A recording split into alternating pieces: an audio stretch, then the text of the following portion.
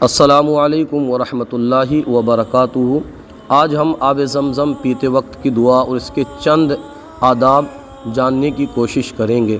آب زمزم پیتے وقت جو دعا کی جائے وہ دعا قبول ہوتی ہے، تو اس لیے ہمیں چاہیے کہ اچھی دعائیں کیا کریں آب زمزم پیتے وقت۔ ایک خاص دعا ہے، آئیے وہ دعا ہم یاد کر لیتے ہیں۔ اللہم انی اسألک علما نافعا ورزقا واسعا وشفاء من کل داء، جس کا ترجمہ ہے اے اللہ پاک، میں تجھ سے علم نافع، رزق کی کشادگی اور ہر بیماری سے شفا یابی کا سوال کرتا ہوں۔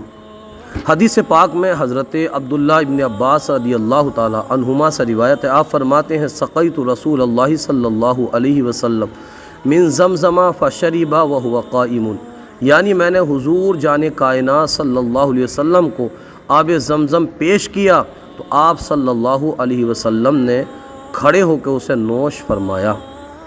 آب زمزم کے آداب میں سے یہ ہے کہ اسے کھڑے ہو کر کے پئیں، بسم اللہ شریف سے شروع کریں اور پینے کے بعد الحمدللہ کہیں۔ نیز حرم پاک میں ہوں تو زمزم پیتے وقت ممکنہ صورت میں ہر بار کعبہ معظمہ کی طرف نگاہ اٹھا کر دیکھیں، پیٹ بھر کر کے پئیں، اس لیے کہ فرمان مصطفیٰ صلی اللہ علیہ وسلم ہے کہ ہمارے اور منافقین کے درمیان فرق یہ ہے کہ وہ زمزم پیٹ بھر کر نہیں پیتے۔